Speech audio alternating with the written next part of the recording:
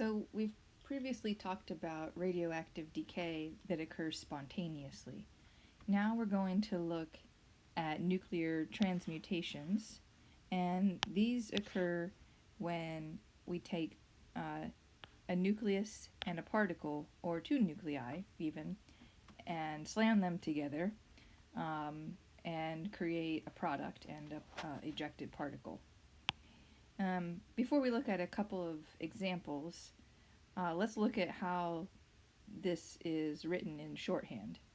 So in this reaction, we have nitrogen 14 being struck by the alpha particle and forming oxygen 17 and a proton. So in the shorthand, we will write the reactant, that is the nucleus, the target nucleus, outside of a parentheses. Right inside the parentheses, still on the left-hand side, we'll write the bombarding particle. In this example, it was the alpha particle, so there's alpha. Then we put a comma. That comma basically represents the arrow in our reaction. And then we write out the particle that's ejected. In this case, that was the proton.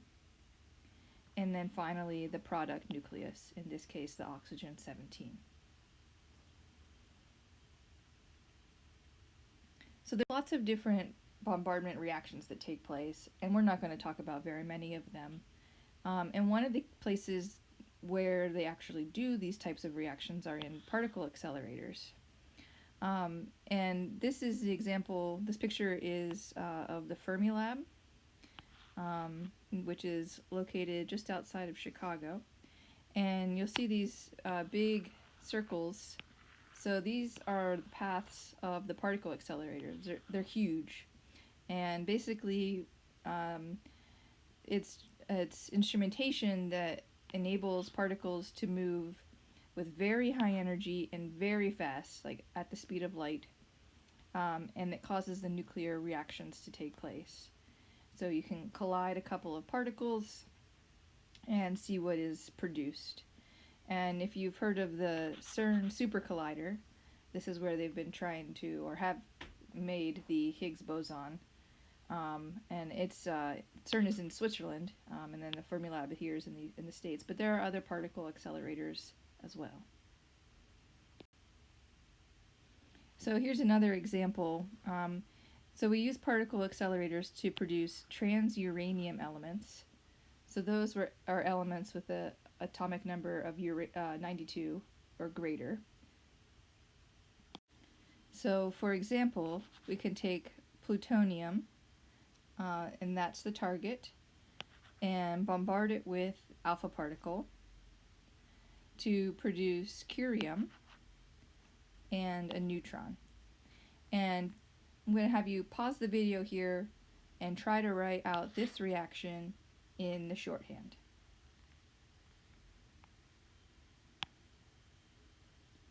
Okay, so hopefully when you write out the shorthand, you come up with this. So we write the plutonium outside of the brackets. We'll go ahead and write the mass number and the atomic number as well. And then put our alpha particle on the left-hand side of the comma. The comma represents the arrow. We produce a neutron, so I'm just going to put N here. Close up my brackets. And then curium is the nucleus that is produced. So we'll put in our mass number and our atomic number. And you'll notice, just like with the decay reactions, the mass number on both sides of the equation are equal. So there's 239 plus 4 is 243. And we have 242 plus 1, that's 243. And then same with the atomic number. We have 94 plus 2 is 96, and 96 plus 0 is 96. So there you can fairly easily balance out bombardment reactions as well. So another place where we see nuclear bombardment reactions is in the synthesis of new elements. This paper is from 2010, and this is the synthesis of a new element with atomic number 117, and it turns out this element is named tennessine, and it's abbreviated TS. And so basically, they used a particle accelerator to slam two particles together.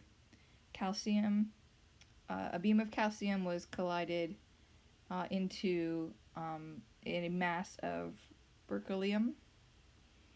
And this was done in the US in part and in Russia in part.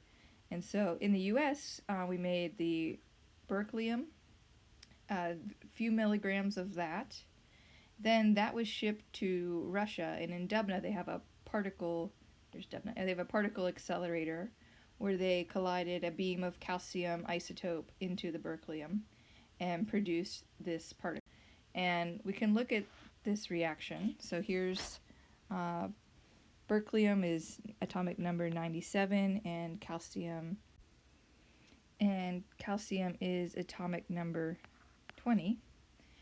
And so they took these two particles. So basically we have, if we're writing in our shorthand notation, berkelium, and then we have calcium as the bombardment particle, and then they're produced, and I'm going to leave this blank, but basically there's a number of different elements that are produced, but one of them that is what they wanted was element 117. And now this decays through a chain reaction. We talked about chain reactions previously. In fact, an initial element of tennessine was metastable, and it lasted a fraction of a second to eventually form the stable tennessine 294, which lasted only a few milliseconds. So still decays very, very quickly.